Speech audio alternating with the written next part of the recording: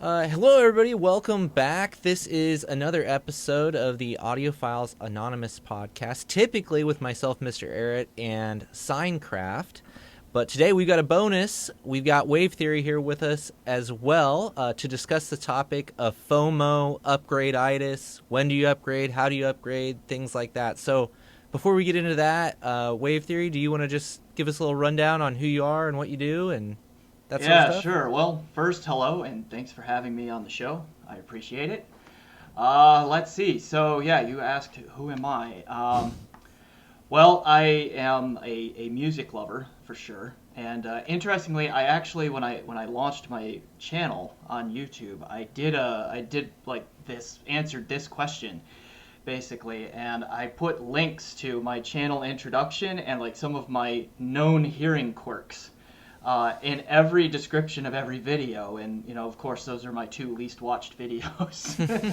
so, but I mean, they're there to just give a quick rundown. Like I grew up in a very musical family and musical household. Now, I do not play any musical instruments myself, but I was in a religious family that was very, very active in the music side of our worship gatherings and that sort of thing. So like my mom is a pianist. She is much better than she gives herself credit for on that, but I can remember distinctly when I was a very young kid, she would put me to bed and then just go right down the hallway into the living room and sit down at her piano, and I would fall asleep listening to her practice, like, Bach, Beethoven, Mozart, those kinds of things. My dad picked up bass guitar at some point before I moved out of the house and taught himself on that.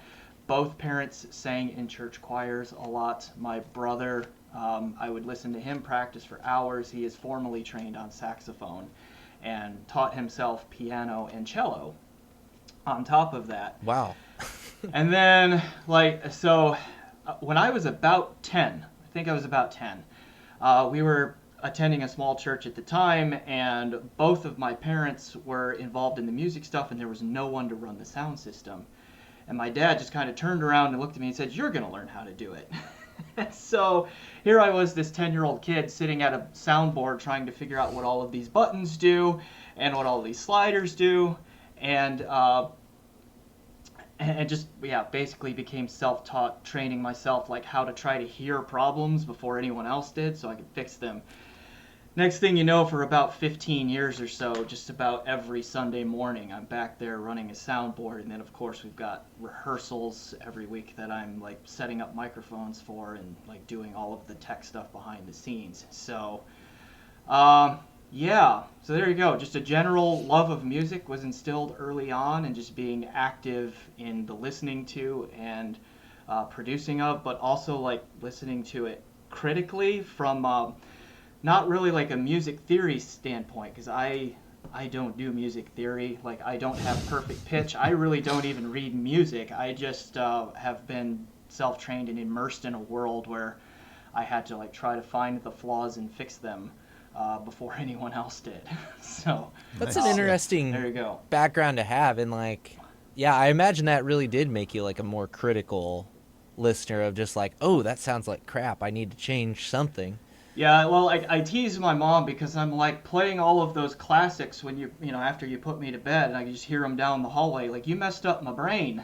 And I do it lightheartedly. Like, I think it's actually a good change. But I mean, now that I have like been formally educated, and I went, I was a high school math and physics teacher for a while, and then I went back to grad school, and I got my PhD in physics and STEM education and all of that. So I also have like the science part of it, the science understanding behind what was all going on there, and of course being in the education and learning about learning sciences and all of that. It's like, yeah, hearing all of that back then at that age probably did wire my brain differently than some others, let's just say. So I tease her about that, but I'm also grateful. I really enjoyed that experience, and that was those are memories that I cherish there. And now you've got a YouTube channel. You're doing reviews. I saw you like sharing some of the tracks that you really like and like to use for reviews and all that. It's like, give us just a little rundown of what's on your channel if folks aren't familiar. Yeah, so if you haven't seen my channel, like the bread and butter is just reviews of gear, primarily headphone gear for now, just because like of budget and space and life situation, headphones make more sense. I do someday hope to get more into speakers as life situation and budget and space, allows for it. Um, so that's the bread and butter. That's what most of the videos are. I do have a handful of more science-oriented videos. Like I have one that explains output impedance and damping factor. I have another series that is still in the works where I talk about the science behind why we humans can in fact hear differences in cables, which I realize is like an unpopular opinion in some circles, but it's like, I mean, I actually am a scientist and have actual real science to back this up. And I also feel like because of my training of being like an educator, being in physics, but then also learning like the learning and the cognitive science behind it all, I think I've been able to put those things together in a way that has not been discussed before in our hobby. And so I hope that it's a unique, I know it's a science grounded perspective, but I'm pretty sure it's also a unique perspective that has not been shared or talked about within our hobby yet. So that's up there as well. And that was a question we got here too, as I put it out, is people were wondering, as we're talking about upgrades, when to upgrade a cable. So maybe we'll revisit that, a little bit later on as we get in here too. Yep. But I know I really appreciate those more sciencey videos. I'm a science educator as well, so I nerd out on that stuff and that as well. So it's fun that we have that in common. Cool. So upgrades. Maybe we should start with, you talked about your experience, listening critically for things that just don't sound right and trying to figure out how to fix them. Yeah. Is that how and when you guys upgrade? Like, obviously I think we're all wearing at least $1,000 headphones right now as we're doing this. So we obviously have upgrade-itis to some. And you guys sound great. I mean, you sound great. So what makes you guys upgrade? What, like, do you have to try everything? Is there something wrong with your system and then you try to fix it? What sets you on the path to like buying more stuff or more expensive stuff or different stuff? Or I think that's something that's sort of evolved over time, as it probably has with most people in the hobby. I think early on, I probably had a less methodical method to my madness. It was a little more like, oh, that looks cool and everyone's talking about it. It must be the next hot thing, like that. It sounds like the way that guy's describing it, that like that's exactly what I want to jump on and what I don't like about what I'm currently listening to. And so it was a calculus of like, what's the price delta from the current thing I have? Usually more, not usually less.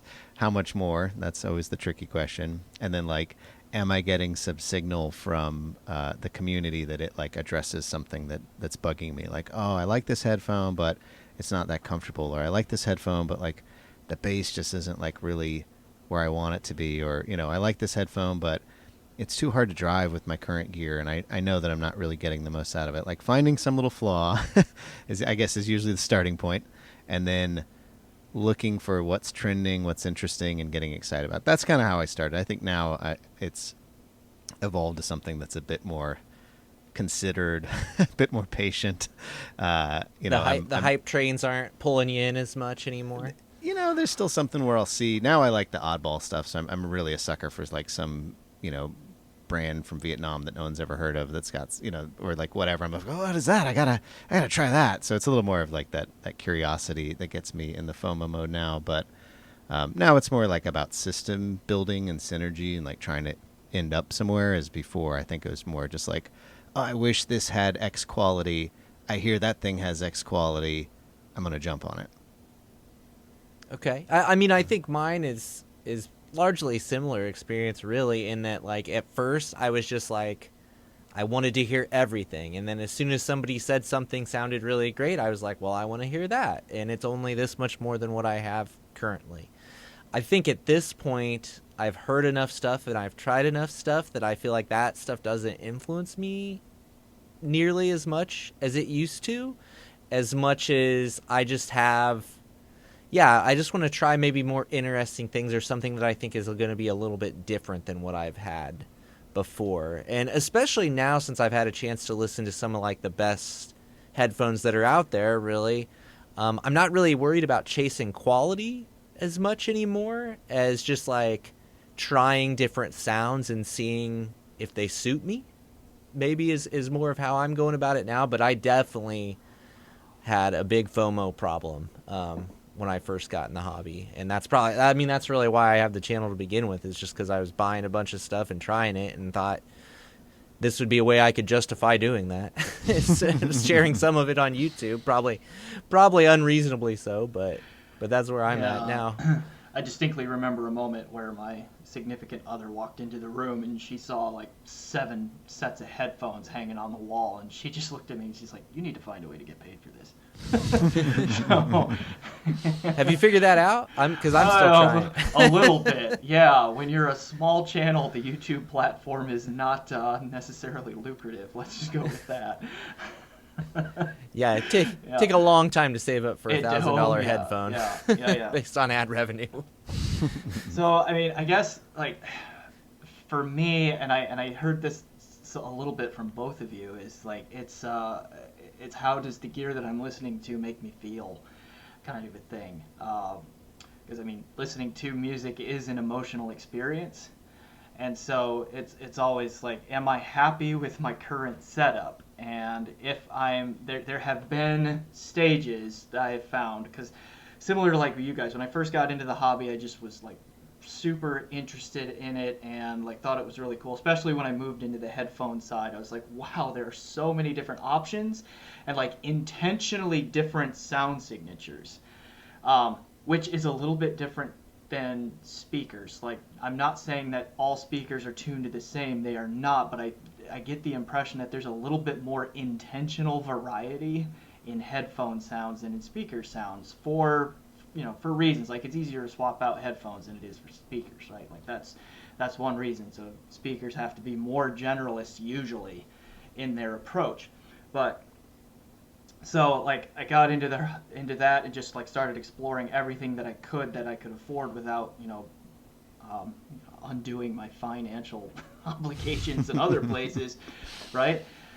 And so forth. And then as I've gone up, I just realized that I kind of go in stages. I'll like make a significant upgrade and then I'll be happy for a while and I'll just like really connect with the music. But then eventually that critical part of my brain, even when I'm just trying to listen to the gear listen to the music instead of listen to the gear, like there's still that part of my brain that's like, hey, you know what, that vocal doesn't sound very natural. That doesn't sound like a real human voice, right? Or something like that. And then it'll nag at me, and I was like, okay, now I've got to investigate like what's going on with that and how do I fix that. And unfortunately, for a lot of these things, like, I mean, there is a general correlation between price and performance in this hobby. Like, there are exceptions, of course, but more often than not, you get what you pay for. And so fixing those little things that nag at you, unfortunately, just get expensive after a while. Now, let me ask you this, because this was a question that somebody put out, was as you're spending more on gear, do you enjoy it as much? Do you enjoy it more? Do you feel like, because this particular subscriber of my channel said that, he feels like as he spends more money on gear, now he feels like he has to really analyze it and test it, and he said sometimes it doesn't feel like he's having as much fun. I don't know. I feel like maybe I get to that point at some points in time, but anymore though, I kind of, if I'm not enjoying something or just like really enjoying myself, I usually just kind of review it quickly and then move on and like sell it. That's kind of how I am anyway. So like, I don't let something that I don't enjoy, I don't let it like own my listing time for too terribly long anymore. So that's not a huge problem for me. What about for you guys? Do you feel that way? I mean, there's something to looking at a rack of gear and knowing the total dollar value that will nag at you and sort of set some expectations with you in terms of how you should be spending time with that and what you should be doing. It's a tough one because I think, wave theory sort of nailed it. It's like as your listening becomes more educated, more sophisticated because you've heard more things, and you start sort of narrowing down your focus and the nags get smaller, they get more expensive to fix. Like once you're fixing subtleties, those are not generally cheap fixes. No. Big swings like more bass or, the mid should come forward or, those like you said, I think both you guys mentioned, there's so much variety in this hobby, right? Even at the couple $100 price point, there are so many different headphones with so many different sound signatures. So I feel like, Drew, you and I have talked a little bit about this before, like people getting into the hobby, I think it's fun, like bounce around. Don't try to get in your lane too quickly. Like try a closed back dynamic, try an open back planar, try something, from Bear Dynamics that's got one very distinct point of view. Try something from ZMF that's totally got a different point. It's really fun to educate your brain about what you respond to and what you really like. But then once you kind of get in your lane, I think that's where the little upgrade-itis starts to sneak in, because I guess it's the difference between just trying stuff, sampling, versus upgrading, right? Maybe that's what I'm trying to get at. Like a deliberate, if you're just sampling, because that's kind of what I still do is I've been doing tons of trading lately, right? So it's just I'm not even necessarily looking for anything. I'm just hey, I'm done with this piece of gear. What will somebody give me for it? And then I just try something different. And, it's sending me down paths that I wouldn't have ever gone through. It's not really upgrade-itis, but maybe it's more that FOMO of just I don't know that I'm worried that I'm missing out on something as much as I'm just curious to try more things, and it's just kind of whatever lands on my doorstep at this point is kind of cool with me anyway. So that would be one of my suggestions for people, like you were saying, Sine Craft, is if you're just getting into the hobby or if you want to avoid upgrade-itis, just kind of try different things and maybe just trade, so you're not spending any more money. And if you're searching around on the forums for used stuff, you can usually get pretty decent equivalent trades. You may even be able to trade up in some cases, just depending on what people are looking for. So that would be one of the things that I would suggest to people is if you're worried about spending money and you're getting tired of what you have, is don't necessarily try to upgrade it. Just try to trade for something else and try it out. Yeah, right. This idea of different, not necessarily better, is one line of thinking, but which is great. In the world of upgrading, actually trying to shape a system to be that quote unquote perfect system for yourself. I think there is something inside us at Wave Theory. I'd love to hear your thoughts on this. You get this little euphoric hit. I do, right? When you get a component and you get a new synergy and you're like, yeah, I wanted to fix that. I fixed it. It's like a puzzle, right? You're you do a ton of research. You're oh, I think this DAC with this headphone and this amp, it's a little too etchy. It's a little too sharp. It's it's not as fluid as I was like. The detail's great, but so I'm going to research. I'm going to find something that doesn't have those characteristics. And you find it and you slot it in. And for whatever amount of time, an hour, a day, a week, a month, a year, you're yeah, nailed it. And then, like you were saying, Wave Theory, that little thing starts to creep in where you're But I think there's that, it's I don't know, it's a dangerous little cycle of getting that little euphoric hit. I don't know. What do you think about that? I agree. Yeah, there definitely is some gear that the first few sessions of it, you're just wow, this is amazing, and I'm really getting into it. And then over time, you're okay, yeah, maybe again, maybe that vocal timbre isn't quite what I thought it was initially, or okay, yeah, actually this is getting a little fatiguing, now that I've had it on my head for 2 hours, or whatever the case may be at that point. So I generally agree that, yeah, that happens. Was there something else in your question there? I guess I'm getting into a little bit of the psychology of it, right? Okay. Why is it so hard for us to just sit back and be I think the Audiophiliac had a comment about how we wake up one day and we decide like our system's no good anymore, and it's like your system didn't change, you changed. Yeah, like there why? is. Like there are times where I'm like so happy with the setup, and I'm just like this is great. Like sure, there's probably better, but I don't care. I'm just so happy with the system right now. And then days later, weeks later, months later, I'll just be like, I'm Yeah, not happy with this anymore. and it's weird how it can cycle back around, like, because my main personal setup is like a Berkeley Alpha S2 DAC with a Vioelectric HPA V281 amp, and then my high-end headphone is a Hi-Fi Min HE1000 V2, and at times I think that the treble is too hot, right? And like it's too sharp and shrill, and then I'll come back at some other point. I'm like, oh, actually, it's just right. And I don't know what causes that so much, but I mean, for me, I have found that a complication to all of this that we are talking about right now is like when I got into reviewing, it's like I don't have a ton of time to just listen to my stuff anymore, right?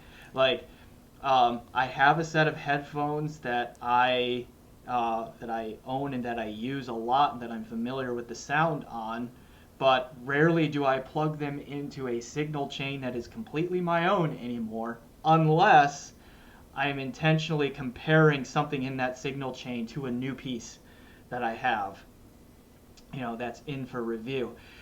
So, I mean, I think I mentioned this to MrAyrit before the podcast started. It's like a couple of these questions, I get where people are coming from, but I almost feel like we reviewers might actually be the wrong people to answer that, because our focus has changed a little bit, right? Yeah. Well, and two, like people are just sending us stuff. That part is part of it too. Is at this point, like if you just get sent gear, you're not as maybe concerned with running out and buying stuff, because I'm kind of like eventually maybe I'll get it from someone. You know what I mean? Yeah. So that it does help a lot, but maybe maybe it's just. And we've mentioned this before, I know on some past, I don't know what we were talking about, but in some past episodes, this is like, is this just the reality of the personality type of the audiophile, right? Like, because if this wasn't your personality type, like, we'd all just be using AirPods and we'd be done. Yeah. You know what I mean? So, I have often wondered, I mean, because again, I studied a lot of cognitive science in grad school and all that. I have wondered, like, is there a personality type associated with, being in the audio hobby, like to the extent that we and the people who are listening to us are, right? Then I also balance that with the question of, like, most people who have any kind of disposable income have a hobby of some sort. I mean, it could be cars, it could be clothes, it could be collecting watches, it could be playing golf, or anything like that. And there are many, many other hobbies where there are ladders to climb in terms of like the gear that you can use, how that gear shapes the experience within the hobby, and that sort of thing. And so I think we need to think about both of those things, right? Like, who are we as audiophiles? What drives us? But then I think we also need to balance that against, like, are we really that different than other hobbyists in other hobbies? Just that for whatever reason we seek better listening experiences for music, whereas they are seeking a better hunting experience or a better driving experience, or whatever the case may be. Like, are we that different? I like that a lot. I don't know. I like that a lot. That's a great. Now I feel way more justified. But it's also weird because I feel like we audiophiles feel the need to defend ourselves and our hobby more than a car collector does, right? Or something like that. And some of that is we are aware of, like, I don't know about most people, but huge numbers of people on this planet love to listen to music and will voluntarily listen to music. But of that group, which is, most of the planet, right? But of that group, there's just we select few who keep wanting to scale up in terms of the experience and, the reproduction of it. So it's one of those things where like, and maybe MrAyrit, you can comment on this too, being an educator, it's like everyone has gone to school, so they think they know how it should be done, right? And so they have opinions on it, but then there are the real experts within it who have, the better idea of what's going on. Like, so many people listen to music that I think it's a similar effect where it's like, okay, I listen to music, I enjoy it, I don't need to spend beyond that. All those people who do are crazy. Spend your money somewhere else. And so, we audiophiles have this need to justify ourselves more so because of that, that broader social pressure. I think. Tell me what you think about this, because I'm just, as you were mentioning, golf, for example. I play golf. I enjoy golf, but I'm not great at golf, and I don't spend a ton of time thinking about golf. So I don't really worry about upgrading, because I could have the nicest set of clubs in the world, and I'm still going to be a bogey golfer, right? It's not going to make a difference. But I wonder if it's how much thought you're putting into it, right? Like, so we obviously spend a lot of time listening to music, but also thinking, pretty critically about it. And maybe that is just like the mental investment is what drives us to want to spend more. Because if I was golfing every day and really thinking about how I could improve and stuff like that, then I probably would want to buy new clubs and would justify spending, $500 on a driver or something like that. But I just don't spend that much time thinking about it. I'll go out and play and enjoy myself, but I don't think about it that much, and I don't sweat the details that much.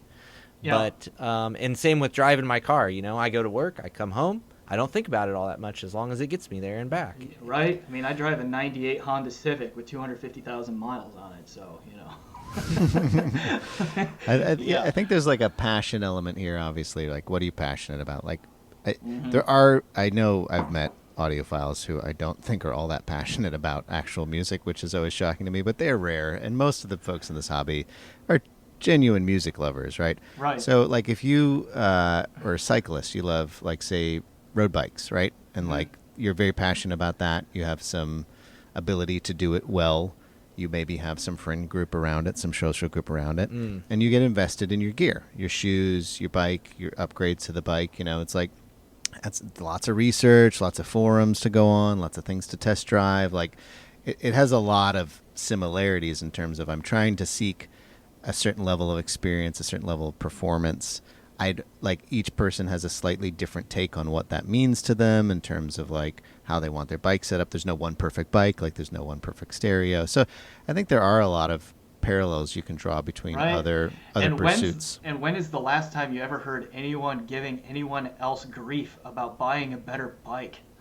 Oh, I've given some people some grief, for sure. Okay. Well, we can scratch that. Well, it probably depends on... You just erase that from the podcast. You just don't hear it. You just don't hear it, right? Like, if somebody walked up to me and was like, "Hey, do you see my new bike over there? It costs $5,000." I'd be like, Wow. Like, mine does the same thing, and I bought it for $200, or you know what I mean. But exactly. But that's how people see headphones too, right? Exactly. So, yeah, and I think that's fair if you're on the outside of the hobby. I think the other thing that is consistent that we can learn from is that there typically are social groups around hobbies, right? There are forums, there are people you know in real life that are interested in it, and you get this connection from, having interactions with those folks around this topic area. Mm-hmm. And I think that is actually, unfortunately, one of the things that feeds into FOMO, because you... Absolutely. You're hearing about other things people are trying, and now you want to try them, or a lot of the conversation is about gear, not necessarily tuning or tweaking the gear you currently have, but getting new gear. And we celebrate people in our hobby when they get a new piece of gear. And it's sort of like upgrades is like built into the culture. And so if you're not kind of upgrading, if you're just like, you imagine being on HeadFi, just being like, yep, still got my same stuff. It's great. Like, nobody cares. Yeah. Well, and it's interesting too, because it's not even that you have to interact so much, but as long as you're seeking out other experience and like other people's experience, there's always going to be that like curiosity in the back of your mind, for sure. Because if we weren't watching YouTube videos and getting on forums and things like that, and we weren't paying attention to any of the news, we probably wouldn't upgrade. We wouldn't even know what to upgrade to, right? You wouldn't even think about it. But if you're engaging with all that stuff, it's going to make you want to try new things and to upgrade and to say if you feel the same way about something as other people do, or I don't know. It's the social aspect is huge, though. I think that's definitely a big Well, and I piece of think it. that's also important, like to find a social group where you know how your tastes compare to the people who you are talking to. And I think, like, I mean, Sinecraft mentioned the excitement that can build when you're talking to somebody about like the gear that they have and they're trying. I think there's even more of that when you know that there is someone who has similar tastes as you, but for whatever reason they have been able to climb the ladder a little faster than you have, or before you were able to, and you hear their experiences and you think, oh yeah, that's where I need to go, or something like that. So, I mean, really, even reviews and we reviewers are kind of we're a little less personally in that role. Like I'm sure each of us here have viewers and listeners whose tastes are similar to ours or the opposite. They are very different, right? And so, like, they know when we like something, they will probably like something, or the other way, when we don't like something, they very well might. They're right? like, ooh, And, I gotta like, try can be that one. He helpful. hates it. Right? But that also takes a lot of time to establish, because you have to have enough common points of reference with whoever you're talking to or listening to, be it that friend who you're talking to on a forum, or that reviewer who you are watching on YouTube, or reading on the web or anything like that. Like, I mean, that takes time and money and investment to figure that out too. Right? I love that though. Yeah. That's really that's a piece of advice that I think people can take, is like being thoughtful when you're reading people's comments or reviews or watching videos of like, oh, this person's saying stuff about a piece of gear that I've tried that I totally agree with, and like I gotta like bookmark this or make a note of this, because having those, whether it's like a very direct connection, and I've found a few people just by accident on the forums that like have really similar tastes. It's great. I'll always ask them like, hey, I'm looking at this thing. Have you ever tried it? Like, what do you think about it? Mm-hmm. And like having almost like a Sherpa, or it's like, it's either somebody who's a little ahead of you who's like giving you lessons learned, or it's somebody that can sort of come alongside and parallel path with you, so you can sort of like defer risk between between you. I think that's like a very helpful way to like tamp down the FOMO a little bit and sort of get to try by proxy and learn by proxy, and because it's unknown, right? FOMO is about the unknown. It's about, I'm missing it, I don't have it. So for somebody who's got the same or very similar taste to be like, oh no, I tried it, don't waste your time. It's like, right. Oh, great, scratch it and off the again, list. like, I want to ground, like, the FOMO experience is not unique to us, right? Like, if you want to know what FOMO is, like, watch a 2-year-old kid who's just told he has to go to bed, right? Like, it's not just audiophiles. It's not just us. Like, it's an across the board human thing. So in a lot of ways, I do think that like we audiophiles are wound a little tight, and we just need to relax a little bit. So, That's interesting. You mentioned a 2-year-old, like, or think about the young child that like hasn't touched a toy in like a year or months, and then someone and comes over and and their friend picks it grabs up, it. and Yeah. then now there's so much FOMO, right? Because now someone else has it, and now they're gonna miss out on that immediate experience. That's a pretty interesting thing to think about. Although there right might there. be some overlap with some of our hoarding tendencies, but going on with that, but we'll see. I was going to say, I feel like hype trains is something that I know we all kind of deal with, and probably every hobby, deals with, but I'd say that's just buying used. I mean, people know that Sinecraft and I, we're big used people, just from all the risk it can kind of defer, but it's really interesting to see if something gets super hyped. If you can just wait and just watch the used market, you can usually see, because it's like you will see a flood of things come on the used market. And so just if you can exercise a little bit of patience, you could either, one, get a good deal on it, or two, you can see if there's a flood of them hitting the market that maybe they aren't the end all be all like it might have immediately, been presented as.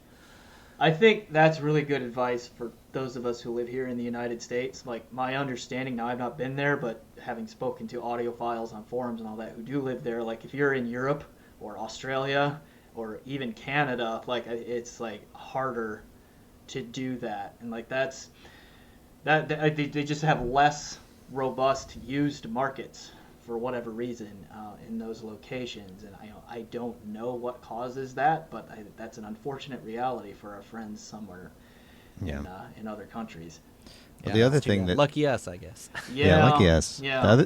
The other thing that contributes to FOMO is not just new, right? New is, of course, like there's marketing behind it. There's early reviewers who are getting releases and telling you it's the new best thing ever. If you've got the version 1 and this is the version 2, that's worthless. There's that. But I think there's also in this industry, as you get like deeper into it, more like interesting niche players where like there's just a limited supply.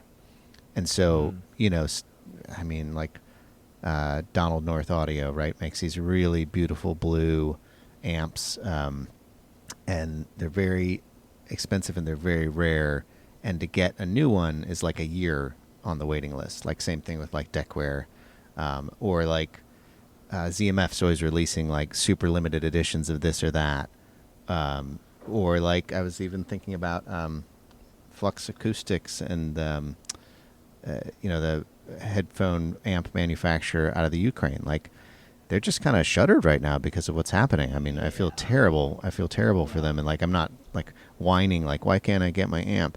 But it's like there are outside of like the big dynamic players that are globally distributed and pretty much undisruptible.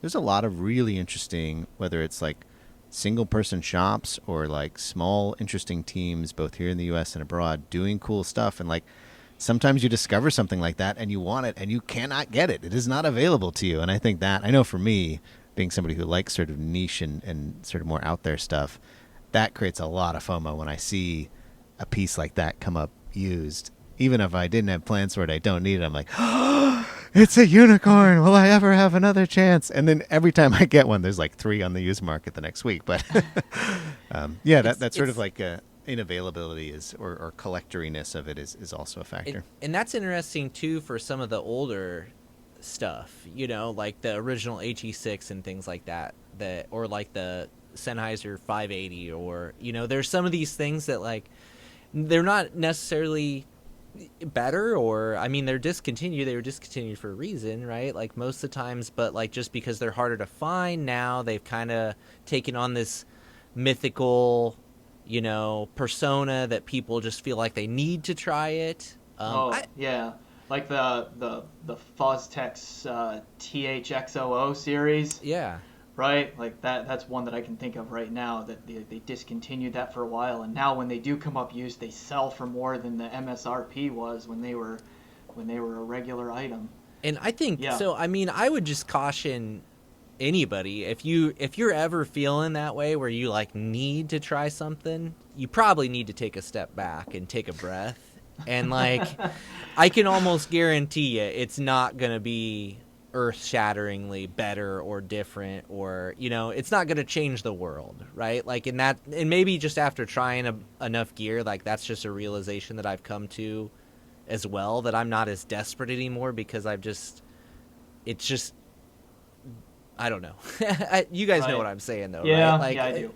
I mean, you build these things up in your mind to be the end all be all, and maybe I've had enough letdowns, or just not necessarily letdowns, but just I've been hit with the realistic expectations of gear at this point, to where I don't get myself too excited about things.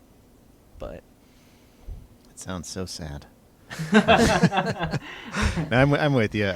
So, all right, if you're not a reviewer, like I'm hearing a lot of like tiny violins playing for us about, just people keep giving me gear to listen to. What a pain.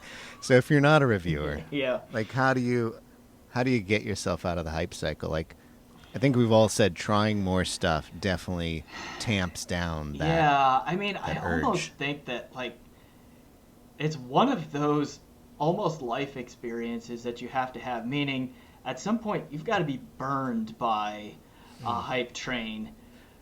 I think to have that experience of just saying, you know what, I'm gonna take a beat on this one.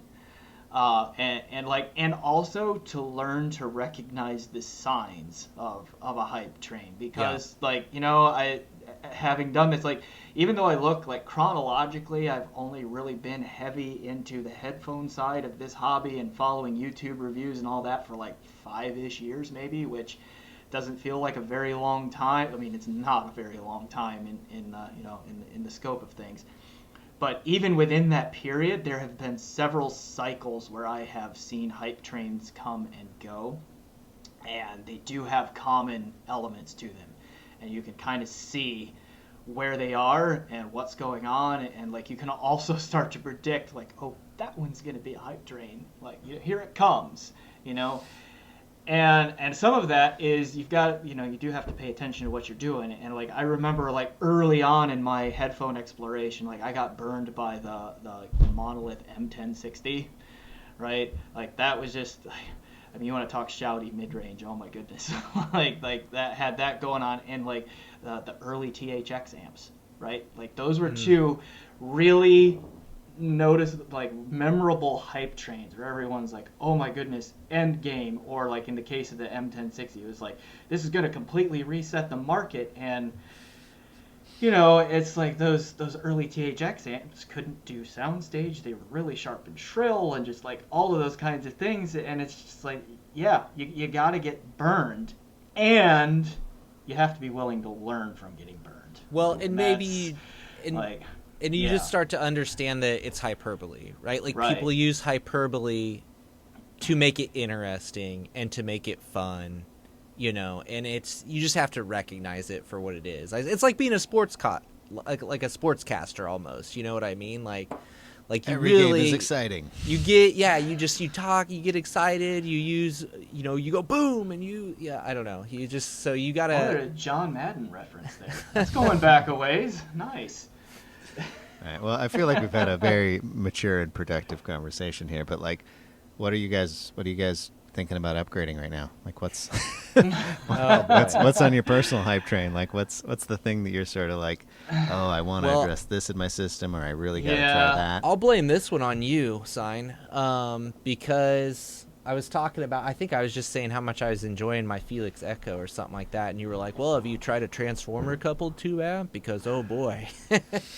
So, yeah, that was mine. I've got a Quicksilver Audio headphone amp that I just picked up. I traded actually for it, so I didn't have to spend any money on it, which was cool. But that was my thing, and then that's pretty much it for me. I don't really have like an inkling to upgrade at this point in time, but I just got it though, so I'm experimenting still. So Right, you're still in the like that.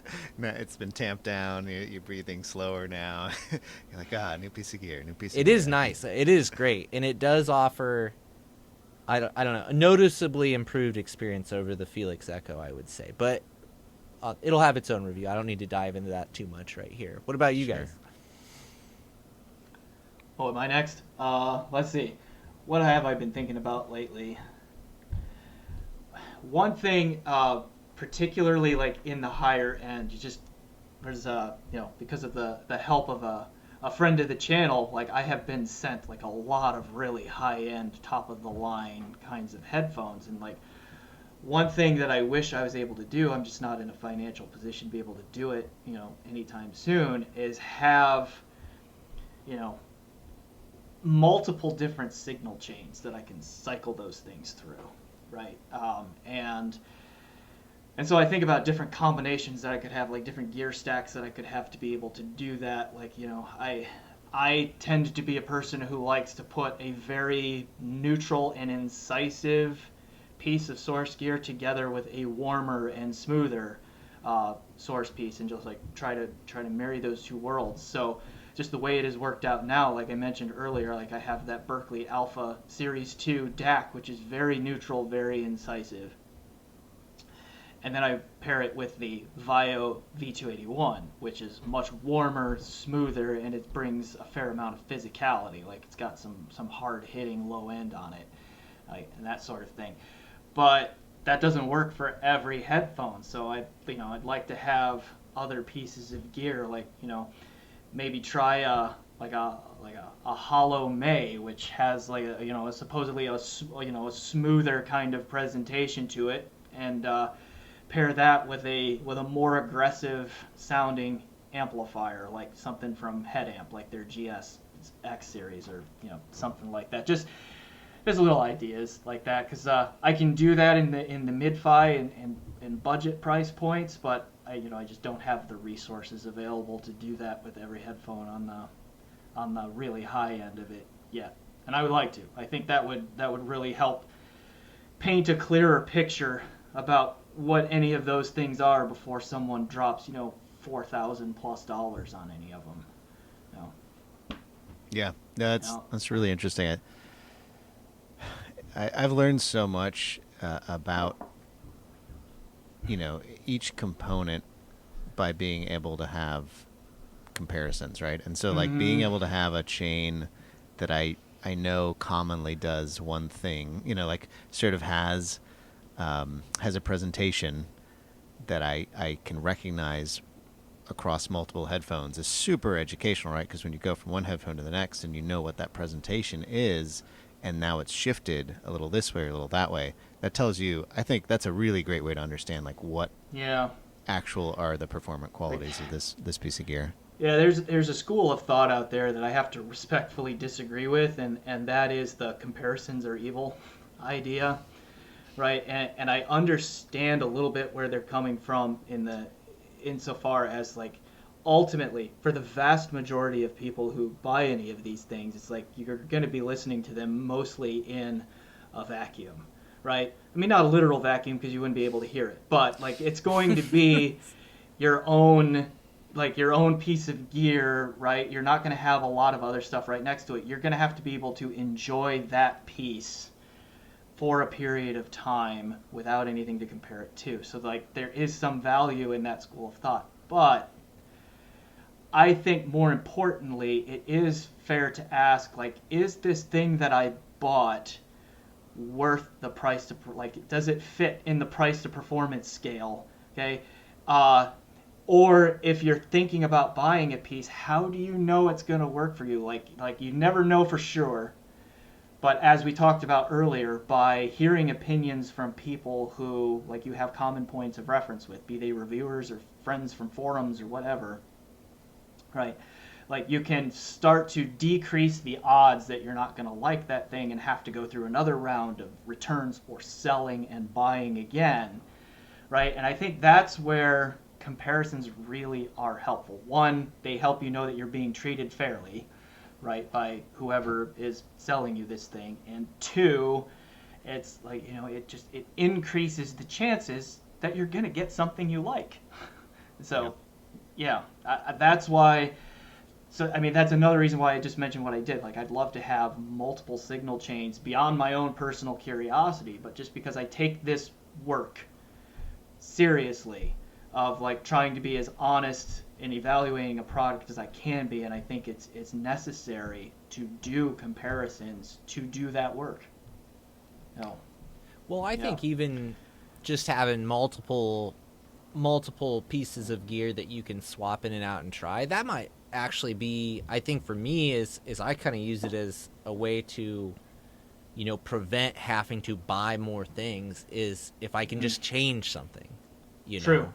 So I can switch out and I can use a tube amp, and then I can switch to something else and I can go solid state, and I can try just different sounds in different locations in my house and stuff, just depending on the circumstance. And then, a little bit of change can maybe help, feel like you don't need to buy something else to get that different sound anyway. And I know that Randy over at Cheap Audio, man, I know he always says the best set of $1,000 speakers is two $500 speakers.